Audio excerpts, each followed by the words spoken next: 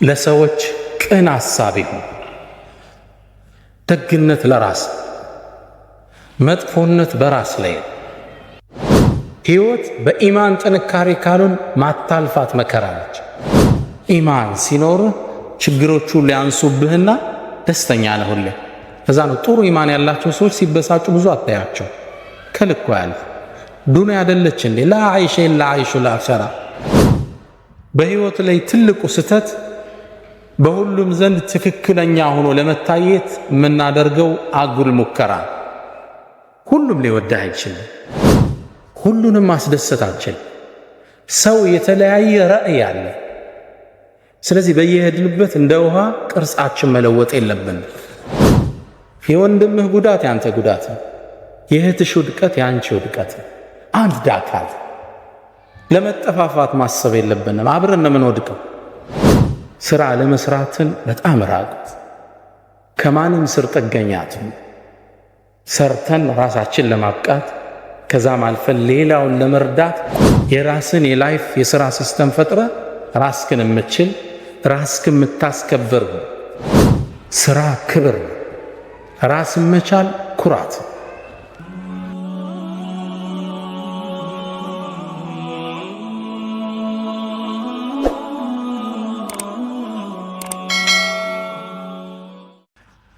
ሕይወትን ስንኖር ብንከተላቸው ስኬትን የሚሰጡን የሕይወትን ጥፍጥና በደንብ እንድናጣጥም ያደርጉንን 1 5 6 ምክሮችን አጋራችኋለሁ። አስአሉላህ ተውፊቅ ወልኢኽላስ ወሰዳድ ወሰዋብ። አንደኛው ያለ ዓላማ አትኑር። አንድ አባት ተጠየቁ፣ በሕይወት ውስጥ ትልቁ ሸክም ምንድነው ተባሉ። አባት ሲመልሱ ምን አሉ? ምንም ነገር አለመሸከም አሉ። ኃላፊነት ሳትሸከም ሚና ሳይኖር ሕይወትን መግፋት ትልቁ ሸክም። ሕይወት ውስጥ ግብ ይኖራል። አሳክተነው የምናልፍ አንድ ነገር ይኖራል። ታሪክ ስናገላብጥ የምንታወስ አንድ ሰው ነው። ወኩን ረጁለን ኢናተው ባዕደሁ የቁሉነ መራ ወሃዘል አሰሩ። ሰው ሁን፣ ሰዎች ካንተ በኋላ ሲመጣ መረ ይሄው በዚህ አልፏል የሚሉት ሰው ሁን። ወሃዘል አሰሩ ፋናው ይሄ አይደል እንዴ?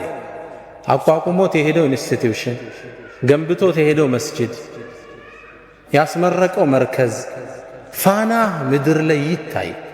ዝም ብለህ እንዳታልፍ። ትናንት አብደላ ወንድሜ ሲናገር ነጃሽን ከመሰረቱት ሰዎች ውስጥ ረሒመሁላህ ያለው አንድ ግለሰብ አለ። ሰው ያልፋል ማለት አሻራ ሊኖረን ይገባል። መሬት ነው። ቅድም ስለ ሱሃይብ ብን ሩሚ ዶክተር መሐመድ ነግሮናል። ግማሹን ታሪክ ነው የነገረ። ቁርአኑ ግን ተያይዞ የመጣ ሙሉ ታሪክ አለ። አላህ ሱረቱል በቀራ ላይ አያይዞ የጠቀሰው 2 ታሪኮች አሉ። ታሪኮቹን ልንገራችሁ፣ ለራሳችሁ የትኛው ቦታ እንደምትመደቡ ምረጡ። አንደኛው ግለሰብ በነቢዩ ሰለላሁ ዐለይሂ ወሰለም ዘመን ወደ መዲና ገባ። ረሱል የታሉ አለ። መስጂድ ነው። ወደ ረሱል ሰለላሁ ዐለይሂ ወሰለም መጣ። መስጂድ እንደገባም ለነቢዩ መሐመድ ሰለላሁ ዐለይሂ ወሰለም ሰለዋት እያወረደ ኢንሻአላህ እንደገባም የአላህ መልእክተኛ እኔ በአላህ አምናለሁ፣ በእርሶም አምኛለሁ፣ ውስጤ ውስጥ ያለን ኢማን አላህ ያቅብኛል ብሎ ተናገረ። ከዛም ከመስጂዱ ወጥቶ እንደሄደ መዲና ዙሪያ የሚገኙ እርሻዎችን አቃጠላቸው፣ እንስሶችን ገደላቸው። በጣም የሚኮንን ሥራን ሠራ።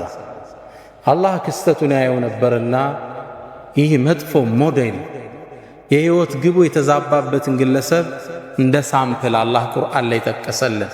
ወሚነ ናስ አለ፣ ከሰዎች ውስጥ አለ መን ዩዕጅቡከ ቀውሉሁ ፊል ሐያት ዱንያ፣ በዱንያ ሕይወቱ ላይ ንግግሩ የሚገርም የማይተገብረውን የሚያወራ ወዩሽሂዱ ላህ ዐላ ማ ፊ ቀልቢ፣ ደግሞ የድፍረቱ ውስጤ ኢማን አለ እያለ አላህን ያስመሰክራል።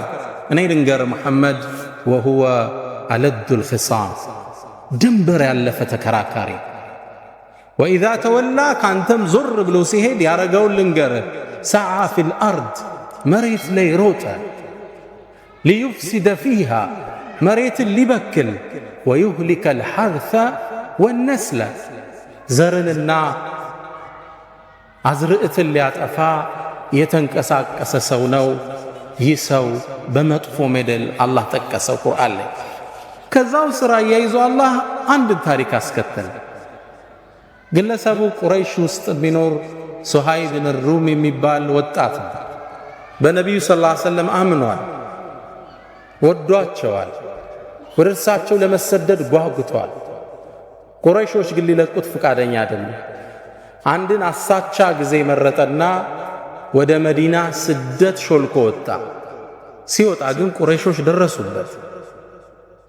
ደም መያዝ አለብን ብለው ተሰልፈው ጦር አዘመቱበት ፈረሰኞችን። መንገድ ላይ እየሄደ እያለ ተከበበ። ሱሃይብ አሉት፣ ጅእተና ስዕሉከን ዳሃ ሆነ መጠህልን መካ ውስጥ ሀብትን አጠራቅመ ወደ መሐመድ ትሄዳለህ እንዴ?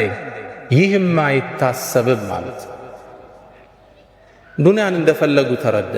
እናንተ የቁረይሽ ሰዎች ሆይ ቀስተኛ መሆኔን ታቁኛላችሁ። ጀርባዬ ያሉ የቀስት ጦሮች እስኪያልቁ ድረስ እርስ አንድ ባንድ ገላችኋለሁ። መንገዴን ልቀቁ አላቸው። በጭራሽ ገንዘብ ንብረት ይዘህ ልትኮበልል፣ ይሄም አይታሰብም። መጨረሻ ላይ ፍላጎታቸውን ስላወቀ በሉ እንግዳ ንብረቴ እዚህ ቦታ አለ፣ እሱም ብሰጣችሁ ታሳልፉኛላችሁ? ካንተማ ምን ሐጃ አለን አሉ። ቦታውን ነገራቸው። ቤቱን ንብረቱን ጥሎ ሱሃይብ ወደ ነቢዩ መሐመድ ሰለላሁ ዐለይሂ ወሰለም አቀና። ረሱል ጋር ከመድረሱ በፊት አላህ ለረሱል መልእክት አውርዶ ነበር። የሰራውን ጀብድ ታላቅነቱን እሱን አስመልክቶ እስከ የውመል ቂያማ የሚነበብ ቁርአንን አላህ አወረደ። ወሚነ ናስ አላህ ከላይም ወሚነ ናስ ነው ያለው፣ ከሰዎች ውስጥ አለ ይላል። ታችም ወረደና ወሚነ ናስ አንተ መሐመድ ከሰዎች ውስጥ አለ መን የሽሪ ነፍሰሁ ኢብቲጋአ መርዳቲላህ የአላህን ውዴታ ለማግኘት ነፍሱን የሚሸጥ። አንቀጹን አላህ ሲጨርሰው ምናል ወላሁ ረኡፉን ብልዕባድ። አንቀጽ አቆጫጩ ጥልቅ ነው በተፍሲር ትንታኔ። አላህም ለባሮች እጅግ ርኅሩህ ነው በላቸው ይላል። ሁለት ሰዎችን አላህ እያይዞ ቁርአን ላይ ጠቀሰ። ቁርአኑ ስትከፍቱት ሱረቱል በቀራ ላይ ወሚነ ናስ መን የዕጁቡከ ቀውሉሁ ፊል ሐያቲ ዱንያ ይልና ወረድ ብሎ ወሚነ ናስ መን የሽሪ ነፍሰሁ ኢብቲጋአ መርዳቲላህ። ግብ ይፈልጋል ሕይወት። በሕይወት ጉዟችን ላይ የመጀመሪያው ትምህርቴ ግብ ዓላማ ይኖራል። አናሳንሰው ዓላማ አቅማችንን የመጠነ ችሎታችንን ያማከለ የሆነ ግብ ይኖራል። ለኢስላም የማይሆን ነገር የለም። እብኑ ከሲር አንድን ታሪክ ይጠቅሳሉ። ታሪኩ ይገርመኛል። አንዴ በኸሊፋዎች ዘመን የዛሬ 800 ዓመት አካባቢ መሆኑ ነው። አንድ የአገሪቱ አስተዳዳሪ አንዲት ሴትን መንገድ ላይ በእርሱ ዘበኞች አሳፍሶ ሲያስገባት አንድ ግለሰብ ያያል። ከመስጂድ ስወጣ አየሁት ይላል። ይችን ሴት በግዴታ ወስዶ ከተታት። መጥፎ ነገር ሊሰራባት እንደሆነ አውቄያለሁ። ወደ ቤቱ ተጠጋውና እባክህን ይችን ልጅ ልቀቃት ስለው ሊለቅ ፈቃደኛ አይደለም። እንዴት ይችን ልጅ ጥያት እሄዳለሁ? ሴት ልጅ ነች፣ አቅም የላት፣ ሊያበላሿት ነው። ይሄን አይቼ ባልፍ አላህ ይቆጣኛል። መልቀቅ አለብህ ብዬ ተታገልኳቸው። መጨረሻ እኔንም ስበው ከተቱና ጨርቅ አርገው አወጡኝ ይላል። በጣም መቱ፣ ቆሳሰል። ከዛም ለራሴ ምክንያት ሰጠው። እንግዲህ የቻልኩትን ታግያለሁ፣ አልሆነልኝም፣ አደማምተውኛል፣ ወደ ቤቴ እሄዳለሁ። እርምጃ እንደጀመርኩ ልጅቷ አሳዘነች። ስለዚህ ምን ላረግ እችላለሁ? ከመስጂዱ ጣራ ላይ ወጣውና ሌሊት እኮ ነው አዛን አደረግኩ ይላል። የሰላት ሰዓት አደረ። አዛን ሳደርግ ማህበረሰብ ወጣ። እንቅልፋችን አበላሸብን ብለው ተቆጡ፣ መጮህ ጀመሩ። ልክ ሲጮው አካባቢው ላይ የሚያልፉ ፖሊሶች መጥተው ያዙኝና እንዴት የሰውን እንቅልፍ እንዲታውካለ ወደ ኸሊፋው ነው ምን ወስደሃል? ውሰዱ። ወሰዱኝ። ለምን ያረክ ብለው ጠየቀኝ ኸሊፋ ሲለኝ ይሄ ዘመድ ታቀዌል የኛ ሀገር አስተዳደር አው እንዲያደርገው የሆነችን ሴት አድኗታል፣ አስለቅቃት ነዋው ስትጣራ ያቺ ሴት ታስራለች። ኸሊፋው እንዲለቀቅ እችን ሴት አደረገ። ያን አስተዳዳሪ ከቦታው አነሳ። ከዛም ኸሊፋው ምን አለኝ አለ፣ በል ከዚህ በኋላ አገሪቱ ላይ በደል ስታይ አዛን በላለኝ። ዓመታት ተላለፉ። ከዓመታት በኋላ አንድ ሰው የአንድን ሰው ንብረት ዘርፎ ታየው። የተከበረ ትልቅ ሀብታም ዘርፎ ታየውና ሄደው ቢጠይቁት ሊሰጥ ፍቃደኛ አይደለም። ሁሉ ሰው ሄደ፣ አልተቻለ። መጨረሻ ላይ ይሄ ሰው ሰማ። ወደዚህ ግለሰብ ሄደና ብሩን ትሰጠዋለህ አትሰጠውም አለ። በጭራሽ አለ። እርግጠኛ ነው? አዎ አለ። እንግዳ አዛን እላለሁ አለ። ግለሰቡ ንብረቱን አወጣና ለሰውየው መለሰለት። የህይወት ግቡ ምንድነዚህ ሰው አዛን እያለ በደልን ማስወገድ። አናሳንሰው ህይወትን ግን ትልቅም ነገር ማለት አይደለም። ብቻ አሻራ ይኖራል፣ ትንሽ ሚና ይኖራል በህይወት መንገዳችን ላይ። ዱ ሞስታ ፕላኔራ ብያለሁ በእናንተ ቋንቋ።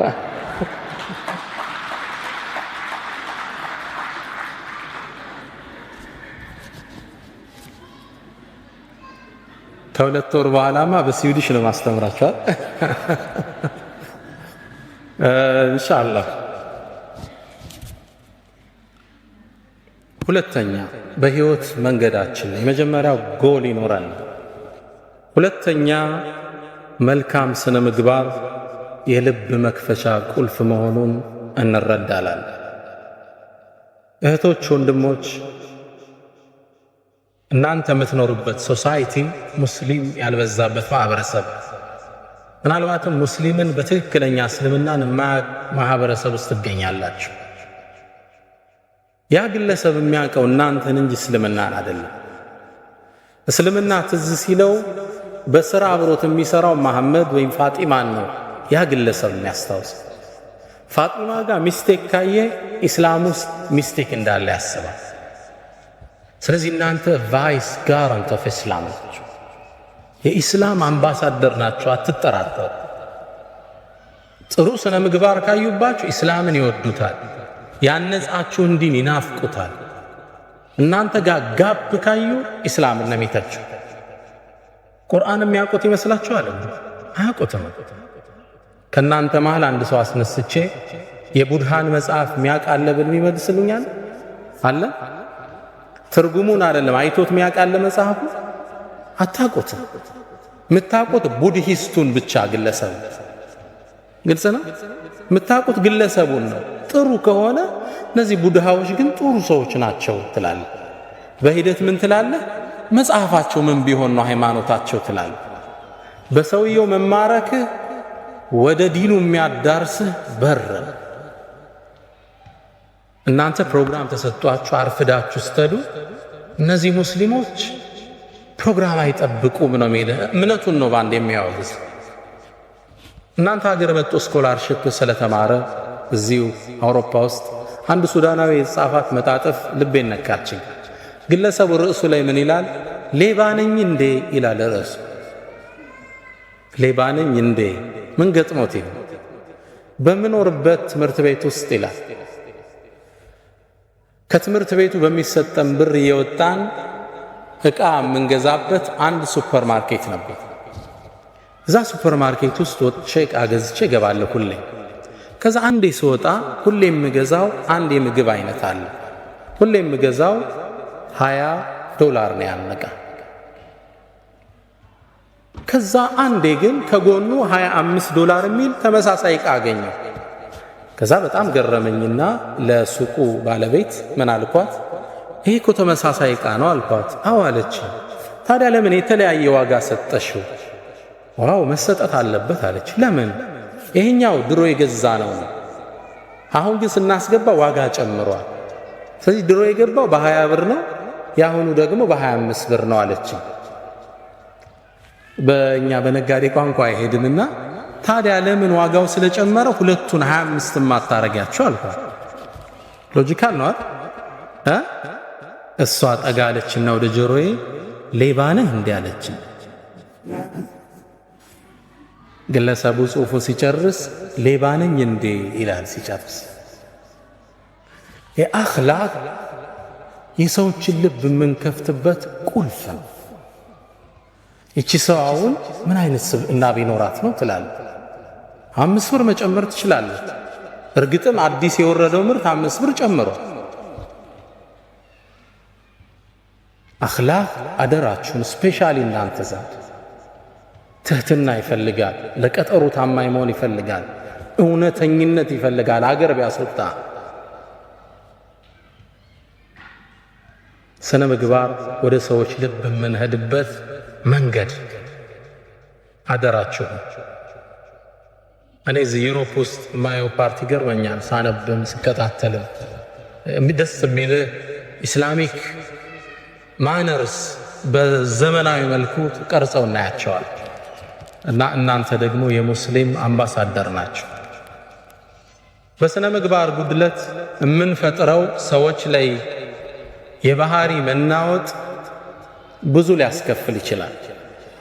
አንተ አንድ ሰው የሥራ ባልደረባ ነው፣ አበሳጭታ አስቆጥተው ብትሄድ ያ ሰው ቀኑን ሁሉ ታውኮ ቢሆን አላህ ዘንድ አንተ ወንጀሉን ትጋራለህ። አንድ ጸሐፍት ምን ይላል መሰላችሁ? ድመቷን ማን መታት ይላል። ማን እንደመታት አብራችሁ ይፈልጉ። አንድ ትልቅ መስሪያ ቤት ላይ የሚሰራ የቤት አስተዳዳሪ ለስራ ይገባል። ሲገባ የድርጅቱ ዋና ኃላፊ ተቆጥቶ ነበር። በዛን ቀን ባህሪው ጥሩ አልነበረም። ልክ ስራ እንደገባ ያንን ግለሰብ ወረፈው፣ በጣም ሰደበው፣ አበሳጨው። በጣም ተቆጥቶ አእምሮ እንደጋለ ወደ ቤቱ ነዳ፣ ድራይቭ አረገ። ቤት ሲደርስ በሩ ጋር ማን ጠበቀችው? ሚስቱ ጠበቀችው። ከዛ የተቀበለው ሙቀት አዘነበባት። እህቶች አላህ ያስችላችሁ። ያው ባሎች ሲቆጡ እናንተ ላይ ነው የሚያሳርፉ። ሚስትን እሱም ሰደባት። ተራ ነገር ነው የምታወራው። ተቆጣት፣ አበሳጫት። እንዴ ምንድን ሆኜ ነው የምትለኝ? ምን አረኩ? መለሰችለት። ያናገራት ፈቃደኛ ጥላት ገባ። ተበሳጨች እሷ። ትንሽ እርምጃ እንደሄደች ከኋላ ልጇ ይጎታታል። ማማ ማማ ምንድነው? ቸኮሌት ግዢልኝ፣ ዞር በልፊቴ በጥፊ። እሷም ከባሏ የተቀበለችውን ማን ላይ ጣለችው? ልጇ ላይ ጣለችው። ልጅ ደግሞ እጁ ላይ ለካ ትንሽ ብስኩት ይዞ ነበር። ከስር ድመት መጣ አንጋጣ ስጠኝ ትለዋለች። ቤቢ ደግሞ ተበሳጭቶ ነበርና በካልቾ ጥጋ ደረሰ። ድመቷን ማን መታት? ማን ላይ መታት ድመቷን? ማን? መሐመድ። የመጀመሪያ አበሳጨው የካምፓኒው ማናጀር። ትስማማላችሁ? የስ ማሙሽ አይደለም የመታት። ቤተሰቡ የተቀባበለው መጀመሪያ የተለቀቀበትን ሰዓት ነው። አንተ አንድ ሰው ላይ የምትፈጥረው መናወጥ፣ የሥነ ምግባር ጉድለትህ ብዙ ፋሚሊ ሊያዛባ ይችላል። ስነ ምግባር ወደ ሰዎች ልብ የምንሄድበት ምንድነው? መክፈቻ ቁልፍ ነው። በህይወት ጉዟችን ላይ ጥሩ ስነ ምግባር ይኖራል። ሁለተኛው ምክሬ እሱ ነው። ሶስተኛው በህይወት መንገድ ላይ ለሰዎች ቅን ሐሳቢ፣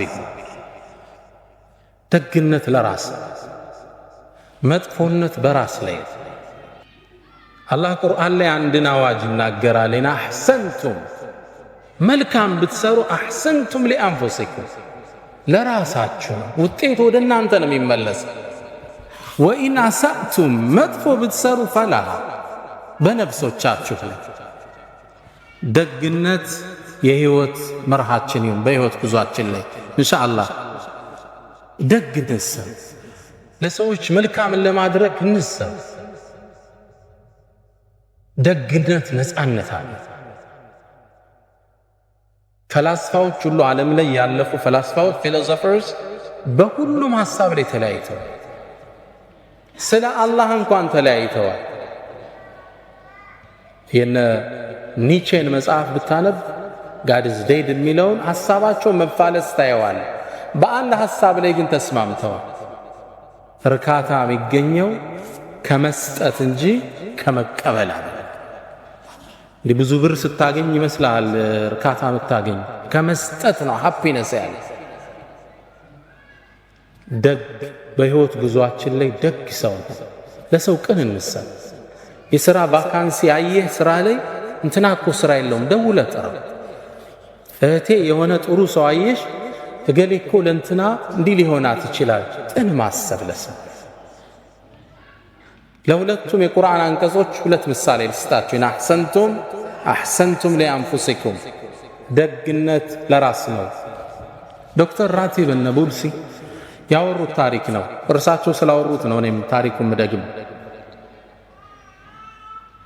አንዴ ይላሉ አንድ የመስጂድ ኢማም ኸጢብ አሰጋጅ ናቸው፣ ትልቅ ዓሊም ናቸው። በህልማቸው አንድ የሚገርማቸውን ህልም አዩ። በህልማቸው ያዩዋቸው ነቢዩ መሐመድን ሰለላሁ ዐለይሂ ወሰለም። አላህ ሁላችንን ይወፍቀን ኢንሻአላህ። ነቢዩ መሐመድ ሰለላሁ ዐለይሂ ወሰለም ሐዲስ ላይ እንደሚሉት መን ረአኒ ፈቀድ ረአኒ ፈኢነ ሸይጣነ ላ የተመሰሉ ቢ፣ እኔን ያየኝ አይቶኛል፣ ሸይጣን በእኔ መመሰል አይችልምና ይላሉ። አላህ እርሳቸውን ከሚያዩት አላህ ያድርጋል። በህልም ይህ የመስጂድ ኢማም አዩአቸው። ነቢዩ መሐመድ ሰለላሁ ዐለይሂ ወሰለም አንድን ኃላፊነት ለግለሰቡ ሰጡት።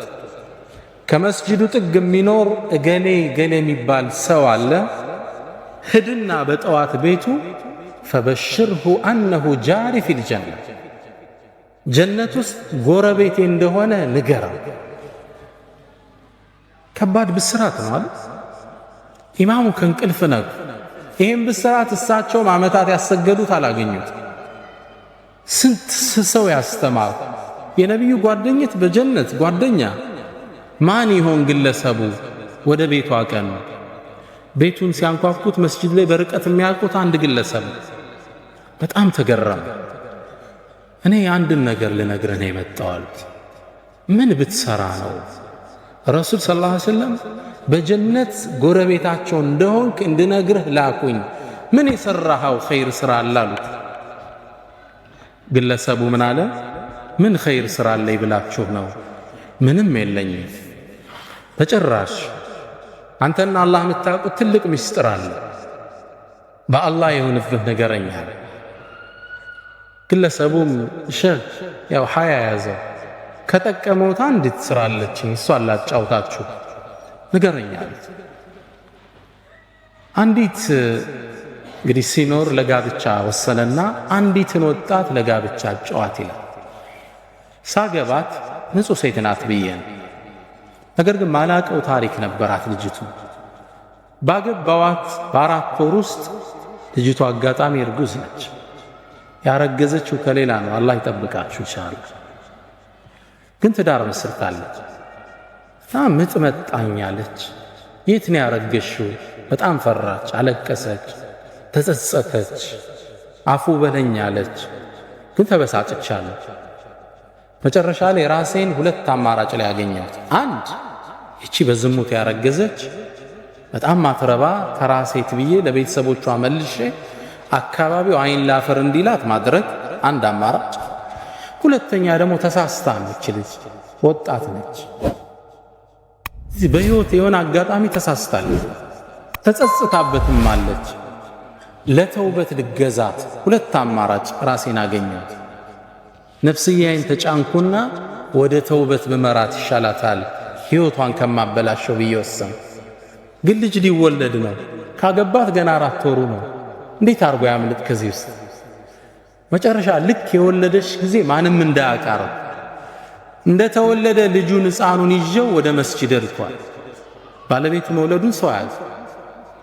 ልክ ሰው ዒሻ ሶላት እንዳለ ሲገባ ውጭ ላይ በቦታ ጠቅል ያስቀምጨው ሶላት ተመረ። ልጁ የውጩን ብርድ አልቻለምና እየሰገድን ማልቀስ ጀመረ። በጣም ያለቅሳል። ገና ለጋ ሕፃን ልጅ ነው። በጣም ሲያለቅስ ሰው ሶላት እስኪያሰላምት ቸኩሏል። እንዳሰላመተ ሩጦ ሲወጣ ሕፃን ልጅ ተጠቅልሎ ፎጣ ያለቅሳል። ማን ነው ጥሎብን የሄደ? መራገም ጀመረ። ከዛ መሃል ብቅ አልኩና ይሄን ልጅ ወስዶ ሊያሳድገው መሃላችሁ ሚችል ሰው አለ አልኳቸው።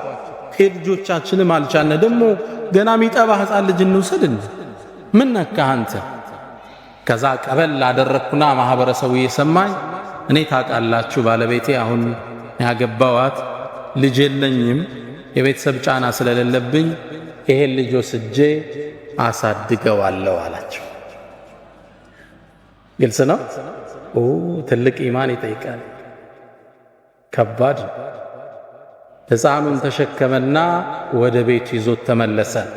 የአካባቢው ማህበረሰብ የሚያውቀው ምን ብሎ ነው? ወድቆ የተገኘ ልጅ ያሳደገ ደግ ሰው ብሎ ያውቀዋል። ልጅቱን አስተውብቶ ዳግም አገባት። ይህን ኸይር ሥራውን አላህ ተቀብሏልና በነቢዩ መሐመድ ሰለላሁ ዐለይሂ ወሰለም መልእክቱ እንዲደርሰው አደረገ። ኢን አሕሰንቱም ሊአንፉሲኩም፣ ደግነት ወዳጆች ለራስ እርካታ አለው፣ ቀጣዩም ዓለም ሽልማት አለው። መጥፎነት ደግሞ በራስ ላይ። የሰው ልጅ በሰው ላይ መጥፎ አይሰራም አይምሰላችሁ፣ ራስ ላይ ነው የምትሰራው። የአናጺው የመጨረሻ ቤት የምትባል ታሪክ አለች። እሷ አላጫውታችሁ። ግለሰቡ አናጺ ነው። በርካታ ቤቶችን ሰርቷል። በተለይ ደግሞ ዓመታት አብሯቸው የሰራቸው አንድ ትልቅ ባለሀብት የሪል ስቴት ባለቤት አለ። ግለሰቡ ብዙ ቤት እንዲሰራላቸው አድርገውታል። እሱ ነው ጣውላዎቹን፣ ወለሎቹን የሚያነጥፈው፣ ፐርኬውን፣ ጣራውን ሁሉንም የሚሰራ እሱ ነው። ኪችኑን ሁሉ የሚሰራ እሱ ነው። በርካታ ቤት ሰራላቸው። ታዲያ አንዴ ስራ በጣም ስለሰለቸው መልቀቂያ ወረቀት ወደ ድርጅቱ አስገባ። ድርጅቱ ውስጥ ወረቀቱን ሲያስገባ የድርጅቱ ባለቤት ወረቀቱን ሲያዩት የሥራ መልቀቂያ ወረቀት ነው። ይህ ሰው ስራ ሊለቅባቸው በጣም ጥሩ ጓደኛቸው ነበር። ዓመታት አግዟቸዋል። ከዛም ምን አሉት? በል ስራውን ልትለቅ ወሰንካው? እንግዲህ አንድ ነገር ላስቸግረ። ምን አላቸው? የመጨረሻ አንዲት ቤት ስራል ማስታወሻ ትሆነኛል። ሰውየው ለመስራት ፍቃደኛ አይደለም። መጨረሻ ግን ከነበራቸው ቆይታ አንፃር ይሻላቸው።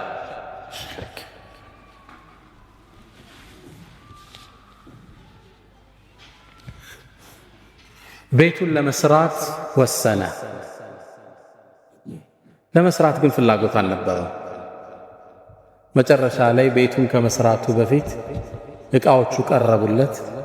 ይህን ስራ በጥራት ብሰራው አይሸልም፣ ባልሰራውም ስራ እየለቀፍኩ ነው፣ ምን ገደደኝ ብሎ ወሰነ። ከዛም ቤቱን እንደ ነገሩ የመጨረሻ ቤት ስለሆነ ጠገንገን አድርጎ በማይረባ ዕቃ ጥራት በሌለው አሰራር ቤቱን ሰራው። ይህ ግለሰብ አይደለም ቤት ኪችን መሆን የማይችል ቤት ሰርቶ ለሰውየው ቁልፉን ወሰደላቸው።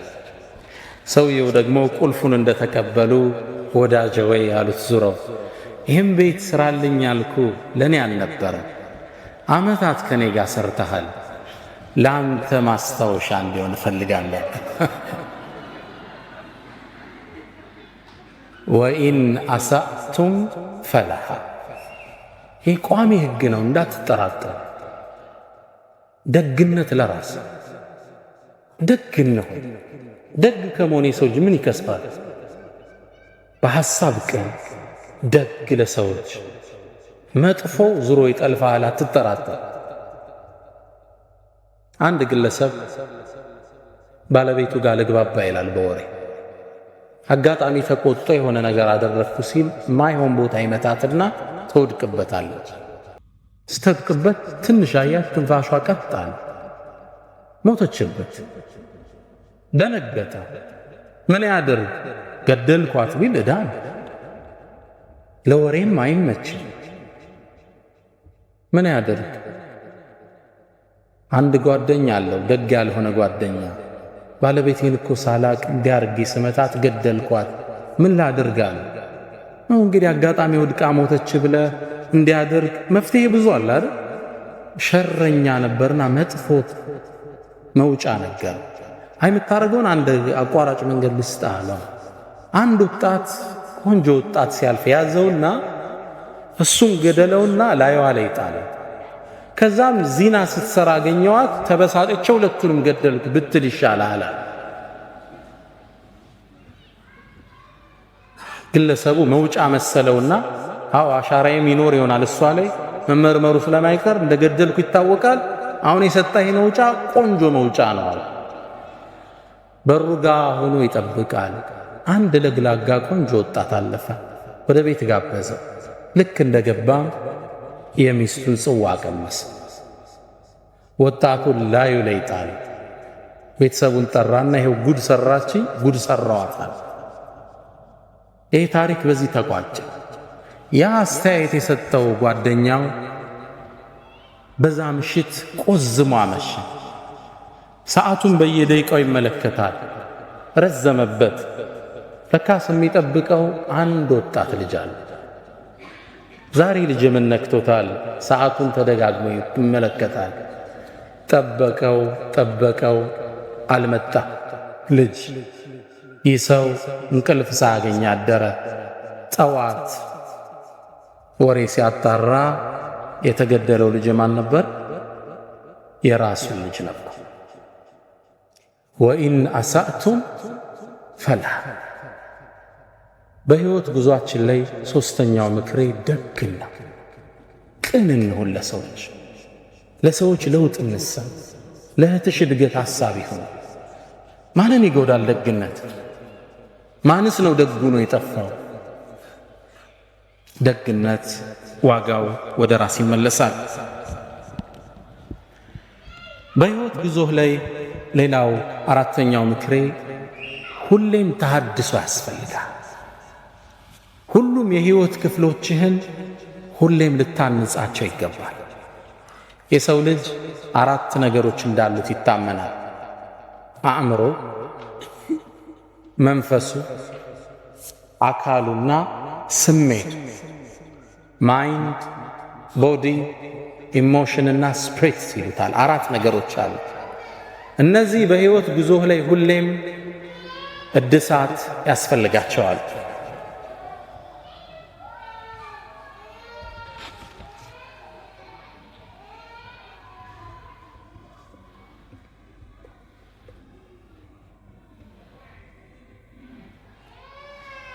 ናም ኢንሻአላህ ስንት የሰውነትን ክፍል ጠራን? አንደኛ ቦዲ አለ። ሁለተኛ እህቶች ምን አለ? አእምሮ አለ። ሁለተኛ። ሶስተኛ ምን አለ? ስሜት አለ፣ ኢሞሽን አለ። አራተኛ ዋናውን ረሳችሁ፣ ስፕሪት መንፈስ አለ የሰው ልጅ። እነዚህ አራቱም ሁሌም ማደስ ጥገና ያስፈልጋቸው። ባላንስድ ላይፍ ምንለው አለ። እነዚህ ማሟላት አለ። አእምሮ በንባብ መልካምን ነገር በማዳመጥ ሐላል የሆኑ ፊልሞችን ቢሆን በመመልከት አእምሮ ይፋፋል፣ ይዳብራል። ግልጽ ነው። አካል ፊዚካል ኤክሰርሳይዝ በመስራት ባላንስድ ኤክሰርሳይዝ ይሉታል። የተመጣጠነ ስፖርት ማለት ነው። ብዙ ጊዜኛ ስፖርት በትክክል አንሰራማል። ነሸጥ ሲለን ጅም ነዳለን፣ ከዛ ወር እናቆመዋለን። ይሄ የበለጠ ያወፍራቸዋል። ጥንቃቄ ይውሰዱበት። እኔ እየሰራው እኮ ነው ስፖርት መወፈር የሚል ሰው ይገጥማቸዋል። ባላንስድ አይደለም። ትለጥጠውና ምግብ ይገባል መልሰህ። ለዛ ነው ስፖርት በሳይንስ ደረጃ የሚታወቀው በሳምንት 3 ቀን ለ1 ሰዓት ያህል ግልጽ ነው። አሊያም 5 ቀን ለ20 ደቂቃ ያህል። ፎርሙላው ግልጽ ነው። 5 ቀን ለ20 ደቂቃ ያህል ዱብ ዱብ ዝልዝል ሮጥ ሮጥ ያስፈልገን። አተነፋፈስ ይስተካከላል፣ የሰውነት ሸፕ ይስተካከላል፣ ጥንካሬ አብሮ ይወለዳል። አካል መጀመሪያ በስፖርት፣ ሁለተኛ ዳይቲንግ አመጋገባ ግልጽ ነው። አመጋገብ የተመጠነ አመጋገብ፣ ከምግብ በፊት 30 ደቂቃ በፊት ውሃ መጠጣት። ውሃ አንዳንዴ እየበላ መጠጣት በሳይንሱ አይመከርም። ከምግብ በፊት 30 ደቂቃ በፊት ውሃ መጠጣት። ውሃ ደግሞ ከምግብ በኋላ እንጠጣ ካለ 30 ደቂቃ ቆይተን መጠጣት አለ። ግልጽ ነው። ፍሩት ብዙ ጊዜ ልመዱ ተብሏል። አሁን ተቆራርጦ አብሮ ይቀርብልናል። የፍሩት አመጋገባችን መስተካከል አለበት። ፍሩትስ ከምግብ በፊት 30 ደቂቃ ወይ 1 ሰዓት በፊት ነው መበላት ያለባቸው፣ አሊያም በኋላ። ብዙ ጊዜ ምንድነው የሚሆነው? ቀይ ወጡ አልጫውን እንበላና ከጎን ደግሞ ሙዝ ብርቱካን ይቀርባል። ከላይ ከበላው ትኩስ ነገር ነው የገባው፣ ሙዙ ብርቱካኑን ያፈላው፣ ጥቅም የለው። ሆዴን ነፋኝ ትላለህ አርበልተ። ሳይንቲፊክ ሪሰርች ነው ነገራችሁ። ፍሩትስ ብቻቸው መበላት አለባቸው። ቀድመው ይበላሉ፣ ጨጓራ ላይ ተነጥፈው ይቆያሉ፣ ቦታ ቦታ ይዘው። በዛ ላይ ሌላ ምግብ ሲጨመር ለጤንነት ጥሩ ነውና፣ ሁለተኛው ምናድሰው የመጀመሪያው ምንድነው? አካል የስፖርት አንድ፣ ሁለተኛ አመጋገብ፣ ሶስተኛ ስትሬስ ማኔጅመንት ይሉታል ዶክተር ስቴቨን ኮቬይ 7 ሃቢትስ ኦፍ ሃይሊ ኢፌክቲቭ ፒፕል የሚል መጽሐፍ አላቸውና እዛ ላይ ሶስተኛው ስትሬስ ማኔጅመንት። ህይወት ያው በጭንቀት ማዕበል ትናጣለች። ሁሌም ከሐሳብ አባርተን አናቅም። ትዳር ያሳስበሃል፣ ስራ ያሳስበሃል፣ የወላጆች ጉዳይ ያሳስበሃል፣ ዳዕዋው ያሳስበሃል፣ የዓለም ሁኔታ ያሳስበሃል።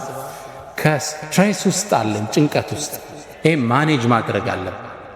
ህይወት ሁሉም ቤት አሳይመንት አለው አይምሰላችሁ። አእምሮ አሸብርቆ ብታዩት ግን ውስጡ የሚያስጨንቀው አጀንዳ አለ፣ አትጠራጠሩ። ስለዚህ ጭንቀት ሲመጣ ማኔጅ ማድረግ አለብን። ዱንያ ኃላፊ ነች፣ ከልኮ ያልፈ ሁሉም ነገር ለኸይር። ራስክን እየጠገንክ አካልህን መጠበቅ ወሳኝ ፓርት ነው። በህይወት ጉዞ ላይ አራቱን ጠብቃቸው። አንደኛ ምን አለ? አሁን ያነሳነው አካል በአመጋገብ በስፖርት ጭንቀትን በመቆጣጠር። ሁለተኛ ስፕሪት። ለዚህማ ሙእሚኖች መንፈስ ጥገና ያስፈልገዋል። ዚክሮች ያስፈልጉናል። ቁርአን ዊርድ ያስፈልገናል። አላህ ያወፍቀን። ረመዳን ላይ ከቁርአን ጋር የተፋታን ሰዎች እንበዛለን አይደል? አሁን አለ እንዴ? ከዛ በኋላ ያነሳ ኪታብ አይመስለኝም። ቋሚ ይዞ ቢያንስ 1 ፔጅ በቀን ሚላለ ማለት አላህ ያዘነለት ካለ ደስተኛ ነው። ቋሚ የሆነ የመንፈስ ግንባታ ይፈልጋል።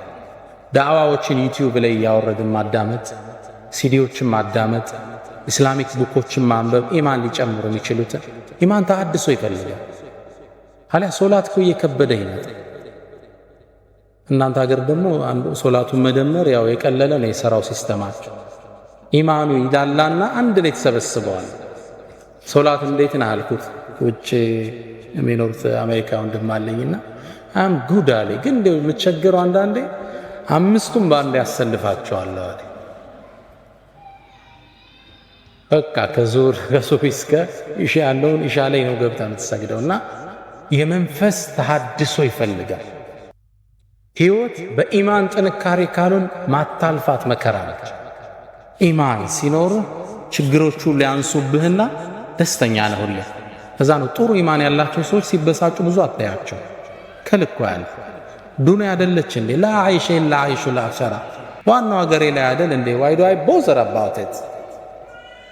ኢማን ተሐድሶ ሲጎለው ነገር ይጀመራል። ባልና ሚስት አለመግባባት ይጀምራሉ። እሷም ኢማኗ ይቀንስና አንተም ግባና ኪችን ስራ እንጂ ማለት ትጀምራለች። ያው ማገዝ አለባችሁ ኢንሻአላህ። አላ ኩል ሐል ምን ይጀመራል? አለመግባባቶች ይፈጠራሉ። ኢማን ተሐድሶ ይፈልጋል። ጾሞች፣ ቁርአን መቅራት፣ እነዚህ መርሳት የለብንም። ምናልባት ማይንድ ብያለሁ፣ አእምሮ በንባብ ጥሩ ነገር በማዳመጥ ይፋፋል። ህይወት ይላል አልበርት አንስታይን፣ ህይወት እንደ ብስክሌት ናት ይላል። ሁሌም ላለመውደቅ ባላንስህን ጠብቀ መረገጥ አለብህ ይላል። ከዚህም እዚህ መጠበቅ አለ። በአእምሮህንም አካልህንም መንፈስህንም ስሜትህንም ሁሌ ባላንስ አድርገህ መሄድ አለ። አንዱ ላይ ብቻ እናተኩርሽ። ባላንስድ ህይወታችን ሻርፕ እንደ ሶው ይሉታል። ሁሌ መውረዱን መሳል ይፈልጋል። ስትታደስ ነው የመስራት ወኔ የሚጨምረው፣ የመለወጥ ወኔ የሚያድገው።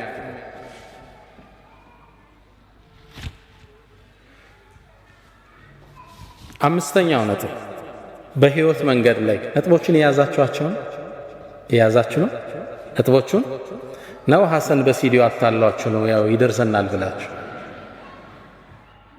ነጥቦችን አንርሳቸው ኢንሻአላህ። ያለ ዓለማ አትኑር ብለናል። መልካም ስነ ምግባር የልብ መክፈቻ ቁልፍ ነው ብለናል። ሁሌም ደግ ሁን ብለናል። አምስተኛ ሁሌም ተሐድሶ ያስፈልግሃል ብለናል። ስድስተኛ የምንጠቅሰው ሁሉንም ማስደሰት እንደማትችል እርግጠኛ። በሕይወት ላይ ትልቁ ስህተት በሁሉም ዘንድ ትክክለኛ ሆኖ ለመታየት የምናደርገው አጉል ሙከራ። ሁሉም ሊወዳህ አይችልም። ሂጃብ ብትለብሺ ጸጉር የለቀቁት ይጠሉሻል። መጠጥ አልጠጣም ብትል አረ ይሄ ገበሬ ነው ፍሪክ አይደለም ይሉሃል እንትና። እኛ መቅጣጨት ያለብን የአላህን ውዴታና ውዴታ ሁሉም ማስደሰት አንችል። ሙእሚን ግቡ ምንድነው? ቅድም እንዳለው ሪዳላህ አላህ የሆነ ነገር ስናደርግ ይህን ሰው ይወደዋል እገሌ ትጠላዋለች አይደለም። ይህን ነገር አላህ ይወደዋል አይወደውም። ይሄ ብቻ ነው ሪፈረንሳችን። ሁሉንም ማስደሰታችን። ሰው የተለያየ ራዕይ አለ። ስለዚህ በየሄድንበት እንደ ውሃ ቅርጻችን መለወጥ የለብንም። ትንሽ ፍሪክ ከሆኑት ጋር ስትሄድ የፍሪክ ቋንቋ ማውራት፣ አንደው ሂጃብን ማይደግፉ ስታይ ጸጉርሽን በዚች ብቅ ማድረግ፣ እነዚህ ፓርቶች ፕሪንሲፕል ያለ ሰው ነው። ይሄ እኔ ሙስሊም ነኝ፣ ዱንያ ላይ ግብ አለ። ግልጽ ነው። ትምህርት ቤት ላይ እንደማየው ጎረቤት ላይ እንደማየው ሰው ልሆን አልችልም። እኔ ጎል አለኝ ዱንያ ላይ። አንድ አባት ለልጃቸው የሰጡትን ምክር እኔም ላካፍላችሁ። አባት በእድሜ እንደገፉ ረጅም ዕድሜ ያስተማራቸውን ታሪክ ለልጃቸው መናገር ፈለጉ። ልጄ ሆይ አሉት፣ ነገ በጠዋት እንነሳለን፣ ረጅም ጉዞ ነውና ምን ሄደው አንድ አህያ አዘጋጅ፣ ስንቅም እንዳትረሳል። ልጁ በጣም የሚወዳቸው አባቱ ትልቅ ትምህርት ሊሰጡት ነው። ከእርሳቸው ጋር በመዋሉ ደስተኛ ሆነ። በበነጋው በሌሊት ነበር ቀድሞ ከእንቅልፎ የተነሳው። ባባ ምን ሊያስተምረኝ ይሆን? በጠዋት ተነሱ፣ ጉዞ ጀመሩ። አህያዋን እየመሩ ሄዱ። መንደሮችን እየቆራረጡ አለፉ። አጋጣሚ አባት ልጅ ነውና ልጁ ይደክመዋል ብለው ልጄ ሆይ አህያዋ ላይ አንተ ውጣና እኔ ነኝ ልጓማን እየጎተትኩ መወስደው አሉት። ልጅም ተስማማ። ላይ ቁብ አለ። አባት እየጎተቱ በመንደር ጥግ አለፉ። ሲያልፉ ዋርካው ስር ተሰብስበው የሚጫወቱ ማህበረሰቡ ክፍል አሉ። ጉድ ተመልከት አለ አንደኛ። ምን አይነት የተረገመ ዘመን ደረሰ! አባት ሽማግሌ በእግር እየሄደ ልጅ አህያ ላይ ተሳፍሮ፣ እንዴት የተረገመ ዘመን ደረሰ! ለአዛውንት ማይታዘንበት ዘመን። አባትም ልጅም ይሄን ትችት ሰሙ። መንደሯን እንዳለፉ ልጄ ሆይ ሰው እኮ ተቸነ፣ በእኔ ላይ ልሁን፣ አንተ ልጓሟን ይዘህ ምራን አሉት። ልጅ ልጓሟን ይዞ መምራት ጀመረ። በሌላ መንደር አለፉ። የሆነ ዛፍ ስር ቡና የሚጠጡ ሰዎች ነበሩ። ፀሐይ ነው፣ ያው ቀኑ እየተጋመሰ ነው፣ ፀሐይ በርትቷል። ልጅ ልጓሟን ይዞ ላቡ ጠብ ጠብ ይላል። አባት ደግሞ አህያው ላይ ቁጭ ብለው ይሄዳል። ያ ማህበረሰብ ደግሞ ሌላ ትችት ጀመር። እዝነት የሌለበት ዘመን አለ። አሁን ይሄ አንድ ፍሬ ልጅ በእግሩ በፀሐዩ ሲደክም እርሱ ላይ ቁጭ ብሎ ይሄዳል። የአባት አንጀት የሌላቸው አለ። ግልጽ ነው። አባትም ልጅም ይሄን ትችት ሰማ። ልጄ ወይ ሰማህ እንዴ? አዎ። ታዲያ ምን እናድርግ? በቃ ባባ አብረን እንውጣ አባት አለ። ተስማማ። በዚህ ቃል ነው ያላቸው። አባትም ልጅም አህያዋ ላይ ተሳፈሩ፣ ጉዞ ጀመሩ። በሶስተኛው ሀገር ላይ አለፉ። መንደር ላይ ሲያልፉ አሁንም ዋርካው ስር ቡና የሚጠጡ ሰዎች አሉ። አይ ጉድ አለ አንደኛው ተነሳ። እንዲሁ ለዝች ለማትናገረው እንስሳ ማይታዘንበት ዘመን ሁለት ሰው ይወጣባታል። ታሳዝናለች። አይዋ እንዲሁ ይህች እንስሳ አላህ የፈጠራት እንስሳ መከራዋን ለሁለት። ትንሽ እንዳለፉ ልጄ ሰማህ እንዴ ትችታቸው? አዎ ምን እናድር? በቃ በእግራችን እሷም ትሄድ እኛም እንሄድ አላቸው። ሁለቱ ከፊት ለፊቱ ነው መንገድ እያቆራረጡ በአንድ መንገድ ጥግ አለፉ። ፀሐዩ በርትቷል። አህያዋ ከኋላ፣ ሁለቱ ከፊት ልጓሟን እየመሩ። አራተኛው ማህበረሰብ ደግሞ የራሱ አስተያየት ነበር። እንዴት አይነት ጅሎች ናቸው አለ አንዱ ተነስቶ። አላህ እንስሳን የፈጠረው ልታገለግል አይደል እንዴ? እሷ በእግር እነሱ በእግር። ምን አይነት ደንቆሮዎች ናቸው? አባት አሁን ማስተማር የፈለጉት ትምህርት ተቋጨ። ዋርካው ስር ቁጭ ብለው ምግባቸውን ከፈቱና ልጃቸውን እያጎረሱ ልጄ ሆይ የሰውን አስተሳሰብ ልታረከው አትችልም። የአላህን አስተሳሰብ ብቻ የአላህን ውዴታ ብቻ ፈልጋት። ሪዳ ናስ ጋየቱን ላ ቱድረክ። የሰዎች ውዴታ ማይደረስበት ጥግ ነው። ግልጽ ነው። መቅጣጨት ያለብን ይሄን ነገር አላህ ይወደዋል። ሪፈረንስ ፖይንታችን ይሄ ከወደደው ታረገዋለህ። that's your goal in life።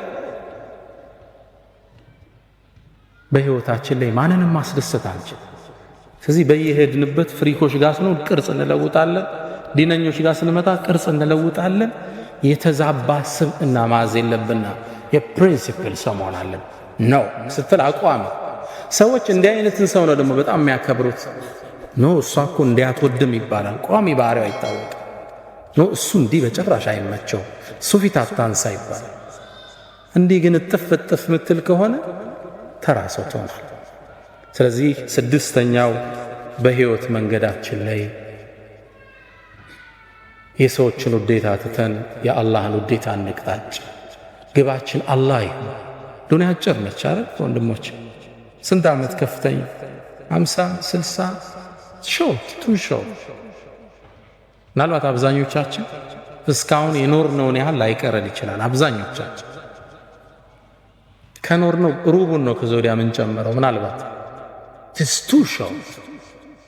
ቅርጽህን መለወጥ የለበት። ፕሪንሲፕል ዋይዝ መሆን ዓላማ ያለህ ጎልህ አላህን ነው፣ ወደ እሱ መቅጣጨት። ምናልባት እንደ መጨረሻ አንድ አካል መሆናችንን አንርሳ። የትናንቱን ትምህርት ለማጠናከር ነው። ነቢዩ መሐመድ ሰለላሁ ዐለይሂ ወሰለም መሰሉ ልሙእሚኒነ ፊ ተዋዲህም ወተራሑምህም ወተዓጡፍህም፣ የሙእሚኖች እኮ እርስ በርስ መዋደድ፣ አንዱ ለአንዱ የሚያሳየው ዘኔታ፣ አንዱ ለአንዱ የሚያሳየው የስሜት ዝንባሌ ከጀሰድን ዋሕድ እንደ አንድ አካል ነዋል። ሱብሓነላህ። የረሱል ገለጻ እንዲህ ወደ ጎን ርዝመት የለውም፣ ወደ ስር ነው ጥልቀት ያለ። ሆሪዞንታል አይረዝምም። ኦቲቱ ጀዋሚዕል ከሊም ነው የሚል ነገሮችን ሰብስቤ ማስረዳት ችሎታን አላህ ሰጥቶኛል ይላል። እንዲህ አይረዝምም፣ እንዲህ ነው የሚጠልቀው። የሙእሚኖቹ ማንነት እኮ እርስ በርስ ሲዋደዱ፣ ሲተሳሰቡ፣ ሲተዛዘኑ ከጀሰድን ዋሕድ እንደ አንድ አካል።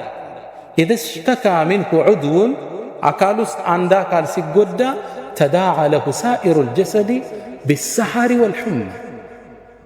እጅህን ብትቆረጥ እንቅልፍ ይመጣ አይመጣ? ይሄ ነበር የተቆረጠው። ለምን መተኛት አይችልም? ጥርስህን አሞ እንቅልፍ ይመጣ? ጥርስ ነበር እኮ የታመመ።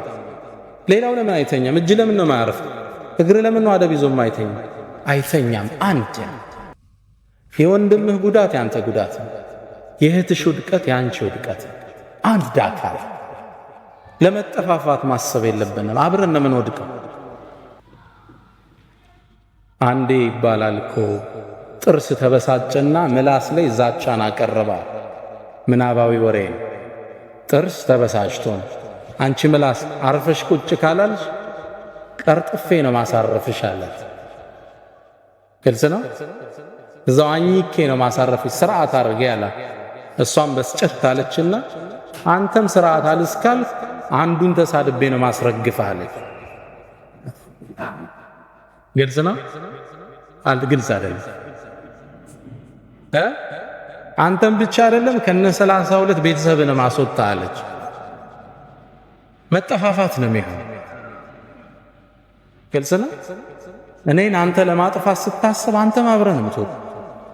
የሙስሊም ሚዲያ ሆነ መሪህን ስተች፣ መሪው ደግሞ አንተም ቢተች አብረህ ነው የምትወጣ።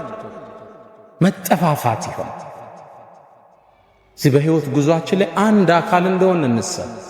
አንዱ ለአንዱ ጉድጓድ አይቆፍር። አንድ አካል በህይወት ጉዟችን ላይ እንደ አይነት ሰው እንሁን። የመጨረሻ በህይወት ጉዟችን ላይ ጥገኛ ነን። ጥገኝነትን ተጸየፉት። ስራ ለመስራትን በጣም ራቁት። ከማንም ስር ጥገኛት ሰርተን ራሳችን ለማብቃት ከዛም አልፈን ሌላውን ለመርዳት ቁልፍ ሰው ግልጽ ነው። النبي صلى الله عليه وسلم يقول يد العليا خير من يد السفلى ከስር ከሚቀበል እጅ ከላይ የምትጥል እጅ ትበልጣለች ይላል። ሰደቃን እኮ አበረታተዋል፣ ግን ከላይ ሰጪው ነው አላህ ዘንድ የተመረጠ። ከታች ተቀባያት ጥገኛቱ መቼም ቤት ፋሚሊ ላይ እንዳትደገፍ። የራስን የላይፍ የሥራ ሲስተም ፈጥረ ራስክን የምትችል ራስክን የምታስከብር። ኢብራሂም ኢብኑል አድሃም የሚባሉ አንድ ትልቅ ዓሊም ጓደኛ ነበራቸው። ንግድ ለመውጣት ፈለገ። ካልነገድኩ አለ በል ቀጥላል። ንግድ ወጥቶ እየሄደ ያለ አንድ በረሃ ላይ ደክሞት አረፈ። ሲያርፍ ይህ ግለሰብ አጋጣሚ አላህ አንድን ተአምር አሳየው። ሁለት አሞራዎችን ተመለከተ። ከኔ ጋር ናችሁ? እኔ ጋር ናችሁ? ኢንሻአላህ። ሁለት አሞራዎችን ተመለከተ። አንደኛው አሞራ አይኑ አያይም። አጋጣሚ ሌላ አሞራ ሌላ ቦታ ምግብ ይዞ መጥቶ አፉን አስከፍቶ ምግብ ሲመግበው አየ። ሱብሃንአላህ አለ ግለሰብ። አሞራን በረሃ ላይ የሚቀልብ ጌታ እያለኝ ነው እንዴ ንግድ ብዬ አህያ አሰልፌ የወጣሁት? ወደ ሀገር ያለ መሪውን አዞረ። ከተማይቱም እንደገባ ይህን ትልቅ ዓሊም አገኛቸው። ያ ሼኽ አለ አላህ በረሃ ላይ አሞራ የሚመግብ ጌታ እኔንስ ቤቴ ሆኜ ይመግበኝ የለ ምን ሥራ አሰራኝ አላቸው። ኢብራሂም ኢብኑ አድሃም በሳል ነበሩና ትክክልና አሉት። አላህ ይረዝቃል፣ ሪዝቅን ማየት ይነሳሃል፣ ግን ለምን እውሩ አሞራ ለመሆን መረጥክ አሉት። ግልጽ ነው። ለምን መጋቢው ማት? ለምን ከላይ ሰጪው ማት? ለምን ታችን መረጥ? ከዛም ግንባራቸውን ሳም ማረገና እርሶ ከሌሉበት ምድር እኔን የማያኖረኝ አላቸው። በህይወት መንገዳችን ላይ ጥገኛ አላት። ስራ ክብር፣ ራስን መቻል ኩራት። የመጨረሻው ምክሬ ይሄን ነው። በህይወት መንገዳችን ላይ ዓላማ ይኖረን፣ ጥገኛ እንሁን። ሁሉንም ማስደሰት እንደማንችል አውቀን የአላህን ደስታ እንምረጥ። መልካም ስነ ምግባር ወደ ሰዎች ልቦና የምንገባበት ቁልፍ መሆኑን አንርሳ።